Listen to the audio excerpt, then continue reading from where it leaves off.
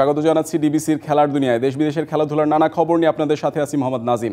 দর্শক, কিছু সংবাদের বিশ্লেষণে আমাদের সাথে স্টুডিওতে আছেন সাবেক অধিনায়ক খালেদ মাসুদ পাইলট। আপনাকে স্বাগত জানাচ্ছি।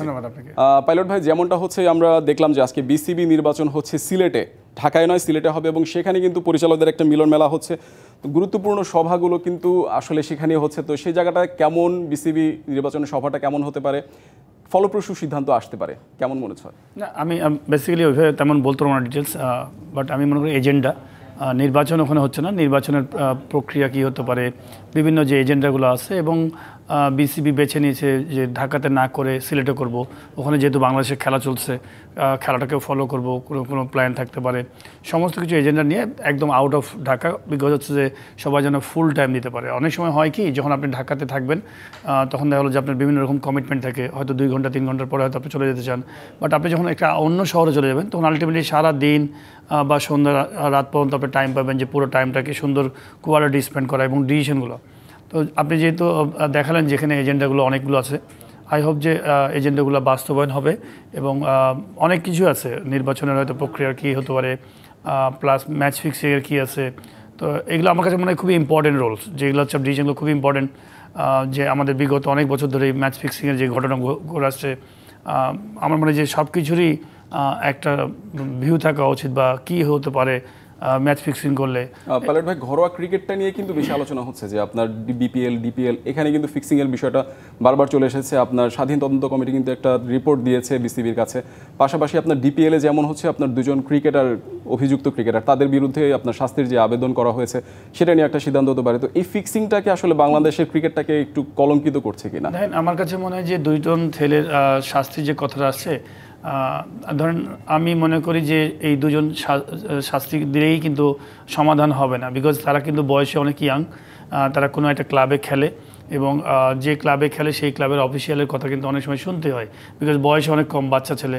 তো আমার মনে হয় যে যারা এইটা খুন করতে আগ্রহী, মানে উৎসাহ দিয়েছে, মানে আমরা কী হয় যে ধরেন একটা মার্ডার হলো, তো আপনি যিনি মার্ডার করেছে তাকে ধরলেন, কিন্তু তাকে নিয়ে তদন্ত করা হয় কেন? বিকজ হচ্ছে যে এর পিছনে কারা কারা আছেন, কারা কারা জড়িত আছেন, সেই জায়গাটা, মূল জায়গাটা ধরা। তো আপনি যদি এই তদন্ত শুধুমাত্র যিনি খুন করছেন, তাহলে আপনি তাকে ধরে, আর মানে মেন মাফিয়া যারা, তাদেরকে যদি না ধরেন, তাহলে আলটিমেটলি কিন্তু ঘটনা একই হয়ে গেল। কালকে এই 2টা ছেলে হয়তো আজকে হয়ে গেল সাসপেন্ড, পরে অন্য 2 জনকে দিয়ে আবার অন্যভাবে করাবে। তো এবং টাকার প্রলোভন থাকে, অনেক কিছু থাকে। আমার কথা হলো কে আছে না আছে ইম্পর্টেন্ট না, ইম্পর্টেন্ট যে এই পুরো জায়গাটাকে আপনি ক্লিন করতে হলে আপনি পুরো রুটটাকে যে ধরতে হবে। সেই জায়গাটা থেকে আসলে কি থলের বিড়াল, যেটা আপনি বলতে চাইছেন যে থলের বিড়াল কিন্তু এখনই কিন্তু আড়ালে থেকে যাচ্ছে? বিগত সময় কিন্তু ক্রিকেটারে আসলে বলির পাঠা হতো, এখনো কি সেরকমটা হচ্ছে? এটা ডিপেন্ড করবে যে এই কমিটি যারা আছেন তারা 2 জনকেই শুধু মানে দায়ভার নিতে হচ্ছে নাকি না আরও কিছু তদন্ত করে বের করে নিয়েছে, বোঝা যাবে। যদি বলা হয় যে 2টা ছেলে শুধু জড়িত, তাহলে আমি বুঝবো যে একজন খেলোয়াড় হিসেবে বুঝবো যে তার মানে ভুল ট্রিটমেন্ট। 2 জন খেলোয়াড় মিলে এটা করতে পারে না। এটার সাথে পুরা আপনি একটা প্লেয়ার মাঠে যে খেলছে, ও কী করে জানবে যে আমাকে এই ম্যাচটা হেরে যেতে হবে বা কী করে করতে হবে? নিশ্চয়ই ড্রেসিং রুমে কিছু মানুষ থাকে, এবং ড্রেসিং রুমের বাইরেও কিছু মানুষ থাকে ইনফর্মার, যে এই কাজগুলো করতে হবে। তো আমার কাছে মনে হয় যে এটা তদন্ত করতে হলে বিসিবিকে যদি সত্যি সত্যি যদি নতুন কিছু করতে চান, এবং এটা কিন্তু 30 বছর আগে কম ছিল, টিভিতে খেলা হতো না, অনেক কিছু পয়েন্টস ছিল না, মানুষের মানসিকতা ভালো ছিল। আগেকার যুগে আমার মনে আছে, আমার দেখা যে মানুষজন বাসা থেকে টাকা পয়সা নিয়ে এসে ক্লাব চালাতেন। এখন অনেক কমার্শিয়াল জায়গা হয়ে গেছে, এখন অনেক টাকার একটা খেলা আছে এখানে। এখন ফিক্সিংয়ে আপনি ধরেন খেলে হয়তো 2 টাকা পান, অত দেখা গেলো যে না খেলে আপনি 2 নম্বরই করে হয়তো 20 টাকা পান। তো সবাই অনেকে শর্টকাট খুঁজতে চায়। তো এই জায়গাগুলোকে যদি আপনি বন্ধ করতে চান, বেস্ট জায়গা হচ্ছে আপনি একদম রুটটাকে ধরতে হবে, একদম পুরো জায়গা মতো যদি ধরতে পারেন, তাহলে ওই জায়গাটা পরিষ্কার হবে, এবং সাথে অনেক রকম আইন কানুনের করতে হবে। নর্মাল আইনে গেলে আপনি অনেক রকম কিন্তু হবে, বিকজ বাংলাদেশি মানুষ আমাদের যারা আকসুতে থাকে, ক্রিকেট বোর্ডের আশপাশের আকসু অ্যান্টি কারাপশন ইউনিটে অনেক ফ্লেক্সিবল ছিল আমার কাছে মনে হয়। আমি তো একটা সময় বিপিএল ম্যানেজার ছিলাম, দেখছি আমি যে কিছু কিছু টিমের জন্য একদম ওপেন ছিল, যে কেউ মানুষ ড্রেসিং রুমে যাচ্ছে আসছে ওপেন। কিন্তু আপনি ওয়ার্ল্ড কাপের মতো জায়গায় খেলতে গেলে আপনার একটা প্লেয়ারের কিন্তু চুল পড়ে যায়। এবং আরেকটা বড় ব্যাপার হচ্ছে, ওয়ার্ল্ড ক্লাসে প্লেয়াররা কিন্তু খুব বেশি ফিক্সিংয়ের সাথে জড়িত হতে পারে না, বিকজ ইন্ডিয়ান টিমের প্লেয়াররা মানে ওয়েল সলভেন্ট বলতে গেলে, তারা ফাইন্যান্সিয়ালি অনেক মানে বেনিফিটেড। তারা কেন এরকম 9-6 করতে যাবে? ইংল্যান্ড কেন করতে যাবে? অস্ট্রেলিয়া করতে যাবে? দারিদ্র দেশের জন্য একটা প্রবলেম, দারিদ্রতম দেশে। মোট কথা তাহলে আপনার বাংলাদেশের ক্রিকেটার কিন্তু আর্থিক অসচ্ছল বিধায় এরকম পথে যাচ্ছে 100%। আরেকটা বিষয় যেটা হচ্ছে যে আপনার এই ফিক্সিং এর বিষয়ের পাশাপাশি অন্যতম এজেন্ডা হচ্ছে নির্বাচনটা ঘিরে কিন্তু এখন উত্তাপ তৈরি হয়েছে যে আপনার অক্টোবরে যে নির্ধারিত সময়ে কিন্তু আপনার নির্বাচন হওয়ার সম্ভাবনা আছে। তো সেই জায়গাটাতে আপনার দেখেন যে ইকুয়েশনটা দাঁড়াচ্ছে যে আপনার বুলবুল কিংবা ফারুক পাশাপাশি কিন্তু আরেকটা নাম কিন্তু উঠে আসছে, তামিম ইকবাল। তো সেই জায়গাটাতে ইকুয়েশনটা কীরকম হবে? আপনার যে দুই হেভিওয়েট বলতে গেলে যে আপনার ফারুক আহমেদ কিংবা আমিনুল ইসলাম বুলবুল, তারা এই অনেক দক্ষ সংগঠক, তারা সাবেক অধিনায়ক ছিলেন, তারা একটা লম্বা একটা ক্রিকেট ক্যারিয়ারের পর তারা কিন্তু বিসিবি সভাপতি হয়েছিলেন, একজন এখন সব বর্তমানে আছেন এবং সাবেক একজন ছিলেন। তো তামিমের এই জায়গাটা আসলে মানে সদ্য সমাপ্ত ক্রিকেট থেকে দূরে এসেছেন, এখনই তার সভাপতি হওয়া কিংবা এই বিষয়টাকে কিভাবে দেখেন? প্রত্যেকেই কিন্তু তাদের প্লেয়িং ব্যাকগ্রাউন্ড আছে, এক্সপিরিয়েন্স আছে। হয়তো অনেকের হয়তো কর্পোরেট বডি চালানোর এক্সপিরিয়েন্স নেই, কিন্তু প্লেয়িং ব্যাকগ্রাউন্ড নলেজ খুব ভালো আছে। তবে আমি একটা কথা বলবো যে প্রেসিডেন্ট তো অবশ্যই যারাই হবেন তাদের জন্য শুভকামনা, বাট আমি বলবো যে প্রেসিডেন্ট চেঞ্জ হলেই যে আপনি ম্যাসিভ কিছু চেঞ্জ হবে তা ইম্পর্টেন্ট না। আমরা দর্শক, আপনিও দর্শক, আমিও দর্শক। সাপোজ আমরা কি দেখতে চাই? আমরা দেখতে চাই যে কে কত ভালো জায়গায় নিয়ে আসছে বাংলাদেশকে, এবং এটা নিয়ে আসা কিন্তু দেখা যায়। আপনি হচ্ছে যে আপনি কি প্ল্যান করেছেন, এবং আমি মনে করি যে প্রত্যেকটা প্রেসিডেন্ট যিনি হবেন বা যারাই ডিরেক্টর হবেন তাদের কাছ থেকে একটা 5 বছরের একটা রূপরেখা হওয়া উচিত। বিগত দিনগুলো ছিল না যে এই 5 বছরে আমরা থাকা অবস্থায় কি ইমপ্লিমেন্ট করে যাব এবং কি আমরা পদক্ষেপ নিয়েছি 10 বছরের জন্য, 15 বছরের জন্য কি নিয়েছি, এইটা কখনোই নাই। আমরা শুধু সময় পার করেছি, মানে দিন আনে দিন খাই।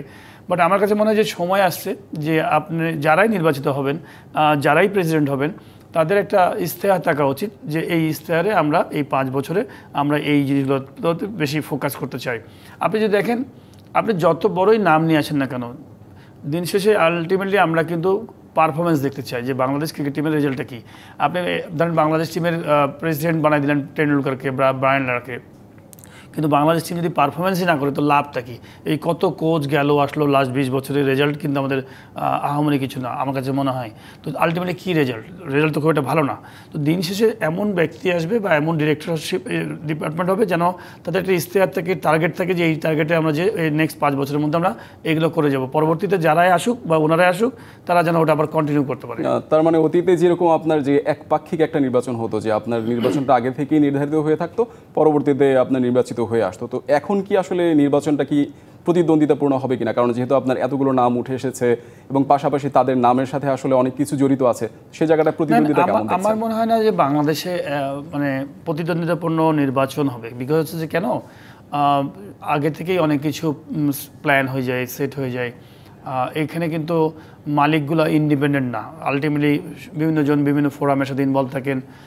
আজ থেকে আমার মনে আছে 30 বছর আগে আবহানী মোহামেডানের চেহারা দেখতে পারতো না, মোহামেডান আবহানীর চেহারা দেখতে পারতো না, বিমান আবহানীর চেহারা দেখতে পারতো না। মানে সবার সাথে সবার মানে মাঠে একটা বিশাল ভিলেনের সম্পর্ক, এমনি বন্ধুত্ব সম্পর্ক আছে, কিন্তু মাঠে কেউ কাউকে ছাড়তো না। এবং সেটা এখন কিন্তু অনেকটা হালকা হয়ে গেছে বিগত লাস্ট 10-15 বছরে।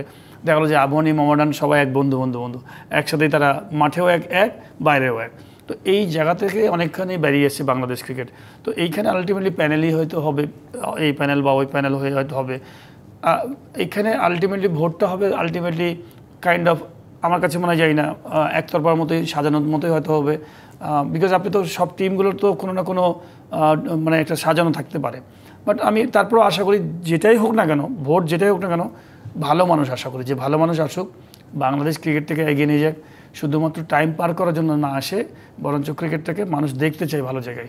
সুদূর প্রসারী চিন্তাভাবনা যেমনটা আছে, যে আপনার যদি আমরা বলি তামিম ইকবাল যেরকমভাবে আপনার এখন থেকে চিন্তাভাবনা করছেন, যেটা হচ্ছে কি যে এটা কি খুব বেশি তাড়াতাড়ি হয়ে যাচ্ছে কিনা, যে আপনার ক্রিকেটটা তিনি বেশি দিন হলো না ছেড়েছেন, তো পরে মানে এখনই বোর্ডে এসে সংস্কারের একটা পরিকল্পনা তিনি নিয়েছেন এবং সংবাদ মাধ্যমে জানিয়েছেন তিনি সুদূর প্রসারী চিন্তাভাবনা আছে তার, কিংবা একটা বদলে দেওয়ার একটা ভাবনা আছে। তো সেই জায়গাটাতে আসলে তামিমের আশাটা কি বেশি দ্রুত হয়ে যাচ্ছে কিনা? দেখেন, আমি বলবো যে আপনি ইন্ডিভিজুয়াল তামিম বলে না, আমি মনে করি যে এই তামিমদের ব্যাচে যে প্লেয়ারগুলো আছে, তামিম, মাহমুদুল্লাহ, মুশফিক, সাকিব, মাশরাফি, যারা পলিটিক্যাল সাইডটা বাদ দেন, এই যে একটা এক্সপিরিয়েন্স, আপনি এই প্লেয়িং লাইফে যত দেশের সাথে খেলেছেন তাদের যে ব্র্যান্ড ভ্যালু আছে, তাদেরকে যদি বোর্ড কাজে না লাগায়, আলটিমেটলি 5 বছর পর 10 বছর পর যখন আপনি নেবেন ডাকবেন, তখন কিন্তু তারা আউট অফ ক্রিকেট হয়ে যাবে, বিজনেসে ইনভলভ হয়ে যাবে বা হয়তো কোথাও ইনভলভ হয়ে যাবে। তো এই 10 বছর আপনি কিন্তু নলেজটা নিলেন না। যেমন ধরেন সাপোজ মোহাম্মদ রফিকের কথা বলি, মোহাম্মদ রফিক দীর্ঘদিন ধরেই নাই ক্রিকেটে, বা এরকম অনেক খেলোয়াড় আছে দীর্ঘদিন ধরে নাই। হয় কি, আপনার যে এনার্জিটা থাকবে, আপনি যে টাফ টাইমগুলো পার করেছেন, ধরেন সাপোজ মুশফিক প্লেয়িং লাইফে 20 বছর খেলছে, খেলা পরে ও মিসিং, জানে যে কোন কোন জায়গায় আমার খেলোয়াড় ডেভেলপমেন্টটা মিসিং আছে, কেন মাঠের কোন কোন জায়গায় মাঠের প্রবলেম আছে, কোন জায়গায় কোন লোকটা ভালো লোক। তা এইটা কিন্তু আমার কাছে মনে হয় যে যত এনার্জি থাকা অবস্থায় নেবেন। আমি তো মনে করি যে আম্পায়ারিং করে, বর্তমানে দেখবেন আইসিসিতে অনেক আম্পায়ারিং করে, 60 বছরের আগে লোক আম্পায়ারিং করতো। খেয়াল আছে আপনার ডিকে বার্ড বা আপনার শেফার্ড, 60 বছর 70 বছর। এখন যুগ বদলাইছে, আপনি ডিজিটাল যুগ, এত কারেকশনের ব্যাপার আছে, ফিটনেসের ব্যাপার আছে। ধরেন শ্রীলঙ্কা, এই যে বাংলাদেশে এখন যে গরম আছে, যেমন রোদ উঠলে, এই গরমের মধ্যে কিন্তু আপনি ওই 60 বছরের লোকটা দাঁড়ায় থাকা খুব কঠিন। তা আপনাকে ওই জেনারেশনটাকে নিয়ে আসতে হবে। হ্যাঁ, ওনারা অবশ্যই সম্মানিত ব্যক্তি, আমি অসম্মান করছি না, কিন্তু আমার কাছে মনে হয় যে এই জেনারেশনটাকে ফুটবলে দেখবেন যে যারা কোচ হিসেবে বাইরে দাঁড়িয়ে থাকে, মনে হয় যে ফুটবল প্লেয়ারের মতো ফিট, সে আরেকটা ফুটবল প্লেয়ারের মতো। আপনি যদি দেখেন যে রেফরি দৌড়াচ্ছে, রানিং। তো আমার কাছে মনে হয় যে আমাদের এই জেনারেশনটা যে ব্রেনটা আছে, সেটা কিন্তু আমি কাউকে হার্ট করছি না। আমাদের পূর্বপুরুষ বলেন, ধরেন যারা হয়তো 40 বছর আগে খেলছেন বা আরও অনেক আগে খেলছেন, তাদের কিন্তু আমার কাছে মনে হয় অনেক গ্যাপ আছে। বুলবুল ভাই নিঃসন্দেহে অনেক এক্সপিরিয়েন্স, ভালো কাজ করছেন, আইসিসি কাজ করছেন, ভালো একজন ক্যান্ডিডেট। তামিম একটা ভালো ক্যান্ডিডেট, আমার কাছে মনে হয় যে ফারুক ভাই একটা ভালো ক্যান্ডিডেট। কিন্তু আমি কাউকে সমালোচনা করছি না, আমি বলবো যে যত আপনি এনার্জেটিক লোকগুলোকে নিয়ে আসবেন, আপনি তত ইমপ্লিমেন্ট করতে সুবিধা হবে। হিসাব যদি বিবেচনা করি, তাহলে কিন্তু আপনি যতটুকু বলছেন যেটা কিন্তু আপনার তামিমের পক্ষেই যাচ্ছে। তো সেই জায়গাটা আসলে তামিমের পক্ষে বিপক্ষে না, আমি কিন্তু পক্ষে বিপক্ষে বলছি না। আমি বলছি যে ধরেন সাপোজ এই এক্সপিরিয়েন্স, বুলবুলের যেমন সুপার একটা এক্সপিরিয়েন্স আছে। আপনি যদি দেখেন বুলবুল ভাইয়ের একটা প্লেয়িং ব্যাকগ্রাউন্ড আছে, আবার কিন্তু তার যে কর্পোরেট লাইফে এসএসসি আইসিসিতে কাজ করার অভিজ্ঞতা আছে। তামিমের প্লেয়িং ব্যাকগ্রাউন্ড আছে, হয়তো ওটা ল্যাকিংস আছে, কিন্তু অ্যাডজাস্ট একটা খেলোয়াড় মেধাবী হয়, যে কোনো খেলোয়াড়ই মেধাবী। দক্ষ সংগঠক হিসেবে কি তামিম কি একটু পিছিয়ে থাকছে কিনা? কারণ যে আপনার যেমনটা বলেছিলাম, যেটা হচ্ছে যে আপনার যে ক্যারিয়ারের কথাও যদি বলি, বুলবুল ভাই তিনি আইসিসিতে সম্পৃক্ত ছিলেন, পাশাপাশি এখানে এসেছেন, কিংবা ফারুক আহমেদ তিনিও বিসিবিতে জড়িত ছিলেন। আমরা কিন্তু একটা মানুষের জাজমেন্ট করাটা আমাদের জন্য খুব ডিফিকাল্ট। তামিম ভালো করবে না বুলবুল ভাই ভালো করবে না ফারুক ভাই করবে ভালো না কে ভালো করবে, বাট ডিপেন্ড করবে ওনার আসার পর থেকে উনি কী কাজ করছেন। একটা প্লেয়ারকে আপনি নিয়ে আসলেন, ধরেন সাপোজ বাংলাদেশে একটা প্লেয়ারকে হায়ার করে নিয়ে আসলেন, 3টা ম্যাচ খেলালেন, 3টা ম্যাচে ভালো পারফর্ম করলো না, তার মানে এই না যে সে ভালো প্লেয়ার না, তা না। হয়তো এমনও হতে পারে ওয়ার্ল্ড ক্লাস প্লেয়ার হয়ে বেরিয়ে গেছে। আমার জানা মতে যে আতাপাত জীবনে যখন প্রথম খেলা শুরু করে ইন্টারন্যাশনাল, তখন ভালো পারফর্ম করে না, 2টা না 3টা ম্যাচে 0 করছিল প্রথমে, পরে আতাপাত কিন্তু একটা সলিড প্লেয়ার হয়ে বেরিয়েছে। তো আর দিন শেষে হচ্ছে যে আপনি কতখানি টিম নিয়ে কাজ করতে পারছেন, টিম বানাতে পারছেন। আমাদের যেমন ধরেন সাপোজ এক্সাম্পল পাপন ভাই ছিলেন আগে, তো পাপন ভাইকে তো অনেক সময় বলে যে অনেক কর্পোরেট লাইফ মেম্বার ছিলেন, উনি তো কর্পোরেট সাইডে দেখাশোনা করতেন, ওনার তো অনেক অভিজ্ঞতা ছিল। তো অনেক অভিজ্ঞতা থাকার পরে কিন্তু আমার কাছে মনে হয় যে ওনার সময় যে ধরনের সুযোগ সুবিধাগুলো ছিল, যে জায়গায় বাংলাদেশ টিম যাওয়ার কথা ছিল, আমি মনে করি না যে ওই জায়গায় পৌঁছাতে পেরেছে। যদি 10 মার্কিং করা হয়, সেখানে আমি বলবো পাপন ভাই খুব বেশি হলে 4 পেয়েছেন। বিকজ আপনি যদি দেখেন ক্রিকেট বোর্ড হয়তো হেলদি হয়েছে ফাইন্যান্সিয়ালি, কিন্তু আপনি যদি দেখেন যে 10 বছর আগে ফতুল্লায় খেলা হতো, 10 বছর আগে আপনি ধরেন 12 বছর 15 বছর আগে বগুড়ায় খেলা হতো, খুলনায় খেলা হতো, মাঠগুলোই বন্ধ হয়ে গেছে। এখন এই যে মুশফিক তামিম সাকিব, এটা কিন্তু 15-16 বছর আগে প্লেয়ার প্রোডাকশন হয়েছে, তারপরে বিকল্প প্লেয়ারগুলো কোথায় আছে।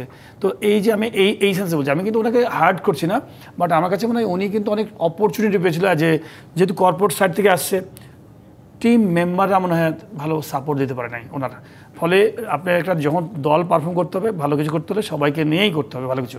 তামিমের কথা যেমনটা বলা হচ্ছে যে তিনি কিন্তু কোচিং ক্যারিয়ারেও যেতে পারতেন, কিংবা পাশাপাশি অন্যান্য পেশাও যেতে পারতেন। ক্রিকেটকে যদি ডেভেলপমেন্টের একটা পর্যায়ে নিতে হয়, সেক্ষেত্রে আপনার কিন্তু আরও বিভিন্ন পেশাও ছিল। সব কিছু ছেড়ে বিসিবিতে আসার একটা সিদ্ধান্ত, পাশাপাশি আপনার সভাপতি হওয়ার মানে ইচ্ছা, তার এই জিনিসটা এই মুহূর্তে আসলে টু আর্লি টু সে, এই মুহূর্তে আসলে বলাটা খুবই কঠিন। বিকজ সামনে ইলেকশন। ধরেন আমি অ্যাজ এ খেলোয়াড় ফর্মার প্লেয়ার, আমি চাই না যে এখানে ক্যান্ডিডেট কিন্তু 3 জন অনেকেই আছে, আমি জানি যে আপনি যেটা বলছেন অলরেডি, ফারুক ভাই, বুলবুল ভাই, তামিম, কারোর পক্ষে কথাটা বলা ঠিক না। বিকজ আমরা খেলোয়াড়, আমরা চাই যে যারা সুন্দরভাবে কাজ করবে এবং তারা যারা সুন্দর পরিবেশটা বুঝবে ইলেকশনের জন্য, তারাই আসবে। এবং যেই আসুক না কেন, আমি মনে করি সবাইকে এটা অভিনন্দন করা উচিত যে যে আসবে তাকে যেন সাপোর্ট করা হয়, তাকে যেন ক্রিকেটের জন্য পরিচালনার জন্য যেন সহায়তা করা হয়। বাট সবাই ওয়েল এক্সপিরিয়েন্স, আমার কাছে মনে হয় সবার কাছে সেই যোগ্যতা আছে। আমার কাছে মনে হয় যে তারা ক্রিকেট বোর্ড চালাতে পারবে। এবং অনেকে প্ল্যান করে থাকে যে না, ধরেন সাপোজ আমার লাইফে আমি বলি, যখন আমি ক্রিকেট ছেড়েছি তখন থেকেই আমার মনে ছিল যে কেন ক্রিকেট ডেভেলপ করবে না, কেন ডেভেলপ করবে না। রুট লেভেলে আমরা দেখি রুট লেভেলে দেখি এত খেলা পাগল মানুষ, এত খেলার বাচ্চা আছে, হাজার হাজার, প্রত্যেকটা জেলা পর্যায়ে যাবেন যে কত ছেলে আছে খেলার জন্য পাগল। কিন্তু আপনি যদি দেখেন যে ঘুরে ফিরে ওই একই অফিসিয়াল ওইখানে তারা হয়তো থেকেই গেছে 30 বছর, কিন্তু প্লেয়ারের যৌবন শেষ, প্লেয়ারের খেলার সুযোগই নাই, আসলে জেনারেশন চেঞ্জ। তো এই জায়গাগুলোকে চেঞ্জ করতে হবে। তো আমি মনে করি যিনি আসুক ওনারা যেন এটা সুন্দরভাবে আমাদের পুরো দেশের জন্য কনসেপ্টটাকে সুন্দরভাবে দাঁড় করাতে পারে। পাইলট ভাই, আমরা আরও আলোচনা করব, একটু বিরতি নিয়ে আসছি। দর্শক দেখছেন ডিবিসি খেলার দুনিয়া, নিচ্ছে একটি বিরতি, সাথেই থাকুন। দর্শক, যেমনটা বলছিলাম, আমাদের সাথে উপস্থিত আছেন সাবেক অধিনায়ক খালেদ মাসুদ পাইলট। তার সাথে আলোচনা করব। পাইলট ভাই, যেটা হচ্ছে যে আমরা বিসিবি নির্বাচন নিয়ে কিন্তু আলোচনা করছিলাম বিরতির আগ পর্যন্ত।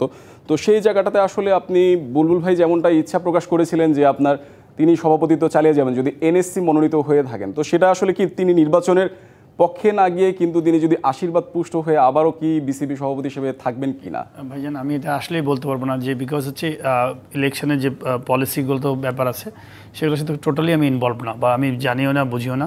বাট আমার কাছে মনে হয় যে তারা যদি ইচ্ছা প্রকাশ করে থাকে, ব্যক্তি স্বাধীনতা আছে, উনি হয়তো নিশ্চয়ই জানেন যে কীভাবে আসলে সুবিধা হবে প্রেসিডেন্ট হওয়া যায়। হয়তো ওনার মতো করে উনি চিন্তা করছেন, বিকজ উনি যেহেতু এটা চিন্তা করছেন, উনি অলরেডি বলেছেন যে টি-20 ম্যাচ একটু স্লো মেজাজে খেলতে চাই, এখন টেস্ট খেলতে চাই, আসলে এখন হয়তো যেহেতু ইচ্ছা প্রকাশ করছে, এখন ধরেন নিজেকেই নিজে ফিউচারটাকে কীভাবে বানাতে হবে, একটা খেলোয়াড় কী করে 100 রান করে, তখন নিজেকে নিজে মানে করতে হয়, কেউ করে দেয় না। তো আমি শিওর যে উনি হয়তো নিশ্চয়ই এভাবে ওনার মতো করে প্ল্যান করেছেন। তো সেই জায়গাটাতে আপনার ধরেন যেহেতু তারও একটা প্ল্যান আছে, এই অল্প সময়ে কিন্তু তিনি অনেক অগ্রগতি দেখিয়েছেন, পাশাপাশি সম্ভবত হয়তোবা কোনো একটা বার্তা পেয়েছেন, কিংবা সেই কারণেই কিন্তু তিনি এখন লম্বা ইনিংস খেলার জন্য কোনো ইচ্ছা প্রকাশ করেছেন। আপনি যে আমাকে যে কোশ্চেনটা করেছেন, নর্মালি আমরা জাস্ট খুবই ফ্লেক্সিবল, এটা আমরা খুবই বুঝতেই পারবো না, বিকজ কে কি করতে যাচ্ছেন, কে কি করবেন, সেটা কিন্তু তাদের ব্যক্তিগত এবং তাদের একটা কানেকশন, তারা কিভাবে করবেন, কিভাবে করবেন না, সেটা আমরা বুঝতে পারবো। বিকজ যারা ওই টেবিলটাতে, একটা টেবিল থাকে না যে স্পোর্টস পলিটিক্সের যে একটা টেবিল, ওই টেবিলে কিন্তু আপনি নাই, তো তারা আছেন, তারা হয়তো বুঝতে পারবে যে না, কীভাবে গেলে হয়তো সহজ হবে, সুবিধা হবে, কার সাথে কথা বলা লাগবে। তো আমি বলতে পারবো, বাট ইচ্ছা প্রকাশ করেছে, আমরা দেখেছি উনি হয়তো এটার সম্ভাব্যই আছে। বাট বেশ ভালো কয়েকজন ক্যান্ডিডেটের নাম শোনা গেছে, যেমন ফারুক ভাইয়ের নাম শোনা গেছে, তামিমের নাম শোনা গেছে খুব জোরে সোরে। তামিমকে তো সোশ্যাল মিডিয়া সারাক্ষণ দেখছি যে তামিম আসবেন।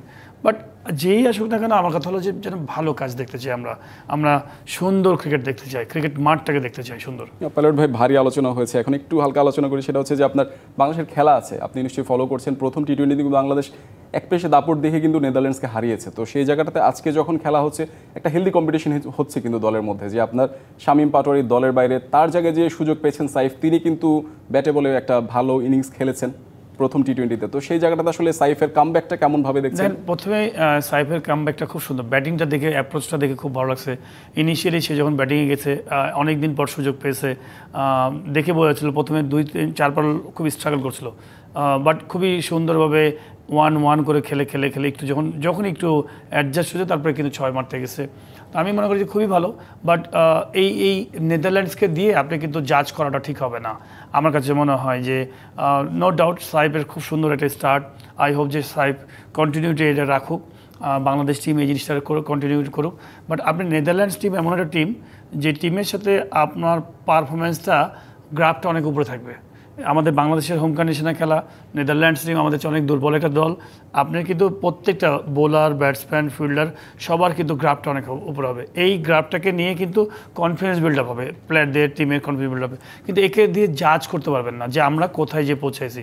আপনি জাজ করবেন তখন যখন আপনি team like Australia, England, Pakistan, Afghanistan বা ইন্ডিয়া যাদের সাথে খেলছেন, যাদের সাথে আপনি রেগুলার খেলেন, তাদের সাথে যদি আপনি খেলেন তাহলে বোঝা যাবে যে আপনি আসলে কোন লেভেলে আছেন এবং এই পারফরমেন্সটা আপনি ধরে রাখতে পারছেন কিনা। অসাধারণ ব্যাটিং করেছে। আপনি যদি দেখেন লিটন দাস এবং তামিম জুনিয়র স্টার্টিংটা, লিটন দাস কি সুন্দর ক্যারি করে গেছে এবং সাইফ 2 উইকেট পরে পরে সাইফ যেভাবে আবার আমি বলবো যে ফিনিশ করলো, তো সব কিছু মিলে খুব সুন্দর। এই জিনিসটা কি ইন্ডিয়ার সাথে হবে কিনা, এই জিনিসটা পাকিস্তানের সাথে হবে কিনা, শ্রীলঙ্কার সাথে হবে কিনা বা মানে অস্ট্রেলিয়ার সাথে হবে কিনা, তখন আপনি জাজ করতে পারবেন যে না আমরা রাইট ট্র্যাকে যাচ্ছি। বাট আমি আপনাকে ছোট্ট একটা এক্সাম্পল বলবো। একটা সময় ছিল আমরা জিম্বাবুয়ের সাথে খেলেছি অনেক আগে, আমার মনে আছে। পাকিস্তান, ইংল্যান্ড, অস্ট্রেলিয়ার সাথে আমাদের কারো রান নাই, কিন্তু অনেক দেখা গেলো যে জিম্বাবুয়ের সাথে আমাদের ক্যারিয়ার একদম ফাটাফাটি ক্যারিয়ার অনেকেরই, বোলিং বলেন ব্যাটিং বলেন, একদম ছোটো করে দেখছি না, কিন্তু উইকেট দলের সাথে তো আপনার গ্রাফটা ডেভেলপ করবেই। কিন্তু আসলে কি আমি অস্ট্রেলিয়ার সাথে করার মতো অ্যাবিলিটি হয়েছে কিনা, ইন্ডিয়ার সাথে করার মতো হয়েছে কিনা, তো এত তাড়াতাড়ি বলা যাবে না। বাট আমি মনে করি যে গুড অ্যাচিভমেন্ট, বাংলাদেশ টিমের জন্য খুব ভালো খেলেছে বিফোর এশিয়া কাপে। আমি মনে করি যে যাবার আগে এরকম কনফিডেন্সটা খুবই দরকার। কিন্তু তার মানে এই না কেউ কিন্তু থেমে নাই। আমাদের যেমন সাইফ হাসান এখানে রান করছে, লিটন দাস রান করছে, ওদিকে পাকিস্তানও কিন্তু খেলছে, ট্রাই নেশন টুর্নামেন্ট খেলছে, এবং তারা সবচেয়ে বড় একটা অ্যাডভান্টেজ খেলছে যে তারা কিন্তু তাদের ওই সার্জাতে খেলছে, মানে আপনি ওই ধরনের কন্ডিশনে খেলছে, বড় রানের খেলা খেলছে, 200 রানের খেলা খেলছে। তো প্রত্যেকেই কিন্তু এই এশিয়া কাপকে নিয়ে নিজস্ব প্রিপারেশন নিচ্ছে। তো আমি মনে করি যে বাংলাদেশ এই নেদারল্যান্ড খেলাটা আমরা বর্ষাকালে খেলা হচ্ছে। যদি সাইফের প্রসঙ্গ যদি আরেকটু বলি যে আপনার টেস্ট ওপেনার, একজন টেস্ট খেলুড়ে ব্যাটসম্যান, সে কিন্তু আপনাকে নিজে ট্রান্সফর্ম করে কিন্তু সে টি20তে খেলছেন এবং ভালো স্ট্রাইক রেটে কিন্তু আপনার একটা ইনিংস খেলেছেন। তো সেটা কি আসলে এই ট্রান্সফরমেশনটা আসলে তার জন্য কতটা উপকারী, দল কতটা উপকৃত হলো? দেখেন আমি কোন সেন্সে বলছি, দেখেন সুপার, আমি তো বললাম যে সাইফ যে ব্যাটিংটা করেছে দেখার মতো, কিন্তু টিম নেদারল্যান্ডসের যে বোলার বল করছে, আপনি তো খেলা দেখেছেন, আমরা সবাই দেখেছি, বোলিং ডিপার্টমেন্ট দেখে আমার কাছে মনে হয় না যে ওয়ার্ল্ড ক্লাস। কিন্তু আপনি যখন এই ব্যাটিংটা প্রেশারটা কোথায়, আপনি এরকমই যদি খুব রিল্যাক্স এনজয় করেন ব্যাটিং, আপনি বড় টিমের সাথেও ভালো ব্যাটিং করবেন। কিন্তু যখন অপোনেন্টে আপনি ধরেন সাপোজ এগেনস্ট আপনি ধরেন অক্ষর প্যাটেল বোলিং করবো অথবা জাদেজা বোলিং করবে, তখন কি আপনি ওই ফ্লুয়েন্সি দিয়ে মারতে পারবেন? তখন মেন্টালি একটা আলাদা প্রেশার থাকবে। আপনি ধরেন যখন একটা স্ট্রং মানুষের সাথে মারামারি করবেন, তখন আপনি এক ধরনের প্রেশার কাজ করবে। আর যখন দেখবেন যে চিকন লিক একটা মানুষ, যার গায়ে কোনো শক্তি নাই, তাকে কিন্তু আপনি খুব কনফিডেন্টলি মারবেন, মানে এনজয় করবেন মারতে। আর যা দেখবেন হেভি হেলদি স্ট্রং, আপনি কিছুটা হলেও কিন্তু ভয় পাবেন, তখন কিন্তু ভুল করার সম্ভাবনা থাকে। তখন আপনি যে এই যে আমি বলবো যে মেন্টাল একটা প্রেশার পড়েছেন, তখন কিন্তু আপনার ওই মেন্টাল প্রেশারটা অনেকখানি আপনাকে ব্যাকফুটে ফেলে দেবে যে আপনাকে হারার জন্য। তো এইটাই ইম্পর্টেন্ট যে আপনি বড় টিমের সাথে কত সুন্দরভাবে মেন্টালি প্রেশারটা নেন। আমি আপনাকে ছোট্ট একটা বলি, আমাদের মোহাম্মদ আশরাফুল একটা প্লেয়ার, আমাদের যিনি এখন আর খেলছেন না, আফতাব একজন প্লেয়ার, তারা কিন্তু আমার কাছে মনে হয় অনেক কিছু এক্সাম্পল তৈরি করেছে। তারা আমাদের ওই সময়ে এই দুইটা খেলোয়াড় আমার কাছে মনে হয়েছে যে কে অস্ট্রেলিয়া, কে সাউথ আফ্রিকা, কে ইন্ডিয়া দেখতো না, তারা কিন্তু তাদের মতো ন্যাচারাল শটস খেলতো এবং তারা কিন্তু এই আফতাব 20-30 রান করতো, দেখার মতো রান করতো এবং কোয়ালিটি প্লেয়ার ছিল। আশরাফুলের যে ইনিংসগুলো আছে আপনি যদি দেখেন, বড় বড় টিমের সাথে আছে, সে ওই বড় টিমকে খুব এনজয় করতো। সেই এনজয় করার কথা বলতে, আপনি ওই জায়গাতে আপনি এনজয় করছেন কিনা বড় টিমের সাথে। পাইলট ভাই, যেটা হচ্ছে যে টিমে কিন্তু একটা হেলদি কম্পিটিশন চলছে। আপনার শামীম পাটোয়ারি, যিনি কিন্তু আনফিট ছিলেন প্রথম টি20তে, তার জায়গায় সাইফ হাসান সুযোগ পেয়ে ভালো করেছেন। এখন কিন্তু শামীম পাটোয়ারি দলে ঢোকার জন্য কিন্তু একটা আবেদন জানিয়ে রেখেছেন, যেহেতু সে ফিট হয়েছে। তো এই একটা হেলদি কম্পিটিশন কিভাবে দেখছেন, এবং পাশাপাশি যদি আপনার একাদশটা যদি জানতে চাই যে পাইলটের একাদশটা কেমন হচ্ছে দ্বিতীয় টি20তে? আমি মনে করি সেকেন্ড টি20 সেম, আমার কাছে মনে হয় তেমন চেঞ্জ করবে না, বিকজ এখানে চেঞ্জ করার মতো তেমন কিছু নাই। পেস বোলিং ডিপার্টমেন্টে আপনি যদি দেখেন যে তানজিম সাকিব বসে আছে বাইরে, হয়তো একটা অলরাউন্ডার হয়তো ট্রাই করতে পারে, বাট হয়তো একটা পেস বোলারকে রেস্ট দিয়ে, বিকজ আপনি জানেন যে একটা ম্যাচ জিতে গেছেন, অপোনেন্ট টিমকে আপনি পিক করে ফেলেছেন, ঠিক আছে আমার প্লেয়ারগুলোকে একটু রেস্ট দিয়ে সবাইকে খেলাই এশিয়া কাপের আগে, হয়তো ফাইন টিউন করবেন, নট আপনি 2-3টা চেঞ্জ। আমার মনে হয় না, বিকজ বাংলাদেশ প্রথমে চাইবে যে এই সিরিজটা দুটা হয়ে যাক, জিতে যায়, তারপর আপনি অন্য আরেকটু বেশি কিছু করতে যাবেন। আর ফাইন টিউন করলে হয়তো পেস বোলিং ডিপার্টমেন্ট হয়তো করতে পারেন, যে ঠিক আছে একটা পেস বোলিং ডিপার্টমেন্ট একটু কিছু চেঞ্জ করা যায় কিনা। আমার কাছে মানে দুটা প্লেয়ার খুব ইউজফুল প্লেয়ার এশিয়া কাপের জন্য, তানজিম সাকিব এবং আমি বলবো যে লেগ স্পিনার। তো এই দুটা প্লেয়ার আমার কাছে মনে হয় যে কেন বলছি, এই দুটো অলরাউন্ডার হিসেবে আপনি খেলাতে পারবেন। বিকজ আপনি আমাদের দেশে যেমন ফাহিম আশরাফ পাকিস্তান টিমে নিচের দিকে যে কী সুন্দর ব্যাটিং করে, গত ম্যাচেও ভালো ব্যাটিং করছে আমি দেখলাম। তো আমাদের অলরাউন্ডার শটে T20 ফরম্যাটে আপনি 4 ওভার 3 ওভার বোলিং করে দিবে, আবার একটা হেলদি ব্যাটিং করে দেবে, যেটা আমার কাছে অলরাউন্ডারের কথা বলছিলাম। আমরা কিন্তু সাকিবের একটা প্রতিবেদনও দেখেছিলাম, যেটা হচ্ছে যে গতকাল রাতে CPL-এ কিন্তু দারুণ একটা ইনিংস খেলেছেন। ব্যাটে আপনার মানে স্ট্রাইক রেট ভালো ছিল, পাশাপাশি আপনার বোলিংয়েও কিন্তু CPL-এ ভালো একটা খেলে আসছেন আসরটা। তো সেই জায়গাটাতে আপনার সাকিবের শূন্যতাটা কি এখনো মিস করছেন কিনা দলের মধ্যে? আমি তো মনে করি এখনো 2 বছর খেলার মতো সাকিবের পারফরমেন্স আছে। বিকজ হচ্ছে যে একটা হচ্ছে যে দেখেন, আমরা বয়স দেখি, বয়সটা থেকে পারফরমেন্স দেখেন। বয়স কোনো ব্যাপার না। অনেক মানুষ হচ্ছে 70 বছর বয়সে অনেক ব্রেন ইউজ করছে, দুনিয়া চালাচ্ছে। তো এটা বয়স ফ্যাক্টর আছে, কিন্তু মাঝে মাঝে আপনি একটা সময় যে হয়তো শেষ হবেন, কিন্তু সাকিবের যে এখনও খেলার প্রতি যে ডেডিকেশন, আপনার CPL-এ যে কোয়ালিটি আছে, সেখানে যে পারফর্ম করছে, বাংলাদেশ টিমের ওই জায়গাটা একটা গ্যাপ আছে। আপনি যদি দেখেন বাঁহাতি স্পিনার কাম ব্যাটসম্যান, এবং সবচেয়ে বড় কথা এক্সপিরিয়েন্স। তার যে এক্সপিরিয়েন্স আছে, সেই এক্সপিরিয়েন্সটা আমার মনে হয় যে গোটা টিমের মধ্যে নাই। কত ক্রিকেট খেলেছে, আপনি IPL-এ এতদিন ধরে ক্রিকেট খেলেছে, রাজত্ব করেছে, আপনি ধরেন ওয়ার্ল্ড ক্লাস নাম্বার 1 প্লেয়ার। শুধু তার খেলাটা দরকার। এই টিমেই যদি সাকিবের মতো একটা প্লেয়ার চলে আসে, অপোনেন্ট টিম অনেক বড় বড় দলও কিন্তু চিন্তা করবে যে না, সাকিব আছে, 4 ওভারটা খুব ইম্পর্টেন্ট। এবং আমার কাছে মনে হয় যে তার ব্রেনটা কিন্তু খুব ইম্পর্টেন্ট।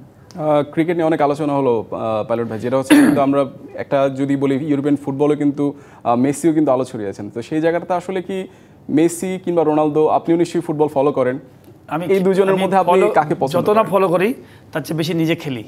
মানে আমি হচ্ছে খুব লাভার, মানে ফুটবল লাভার। আমি খেলতে পছন্দ করি, আমার জিনের মধ্যেই ফুটবল। আপনি যদি সারাদিন খেলা দেন ফুটবল, আমি সারাদিন খেলতে পছন্দ করি।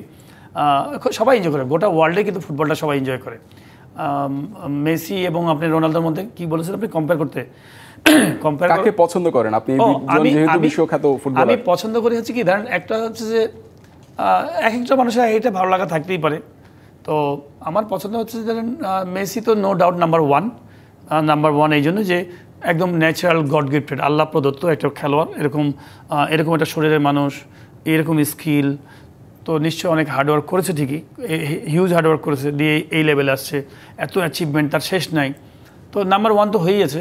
বাট আমি রোনালদোর প্রতি সারপ্রাইজ, যে এমন একটা প্লেয়ার যার ওইরকম ন্যাচারাল গড গিফটেড ওরকম না, মানে মেসির মতো না, কিন্তু সে নিজেকে নিজের মতো করে আলাদা করে তৈরি করে সে ওই জায়গাতে নিয়ে গেছে, তার ওই লেভেলে গেছে। হার্ডওয়ার্কিং প্লেয়ার, সলিড, দেখেন এখনও কি ফিট, এবং তার মধ্যে যে চিন্তা চেতনা, মানে আমার কাছে মনে হয় যে, এবং আমি ছোটোবেলা থেকে আসলে বেসিক্যালি একটু আর্মি পছন্দ করতাম। মানে আমি যদি খেলোয়াড় না হতাম, হয়তো ক্লাস 6-7 থেকে আমি চিন্তা করতাম যে আর্মিদের ওই যে ছোটোবেলায় মুভি দেখতাম, ইংলিশ মুভি। তো ইংলিশ মুভি দেখার কারণে ওই যে ফাইটার হতে হবে, হার্ড ট্রেনিং, ধরেন যে মানে থাকে না, মার খেয়ে হেভি মার খাচ্ছে, আবার মারামারি করছে, তারপরে পাহাড় থেকে লাফ মারছে, প্লেন থেকে লাফ মারছে। এই জিনিসগুলো আমাকে খুব মানে উৎসাহ দিত। তো আমার ছোটোবেলা থেকে ইচ্ছা ছিল যে না, আমি যদি এরকম সুযোগ আসে তাহলে আমি আর্মিতে যাব। তো আমাকে ওই জন্য রোনালদোকে আলাদা করে পছন্দ হয়, যে তেমনটা বলা হচ্ছে যে আপনি রোনালদোকে এগিয়ে রাখছেন, তো পার্সোনালি পছন্দ করেন। পাইলট ভাই, আমাদের আলোচনা আজকে শেষ করতে হচ্ছে এই জায়গায়, কারণ যেহেতু আমাদের একটি বিরতির সময় এসেছে, এবং আপনাকে ধন্যবাদ জানাতে হচ্ছে, এবং আপনি আমাদের সাথে সময় দিয়েছেন তার জন্য আপনাকে ধন্যবাদ। আপনাকে জি।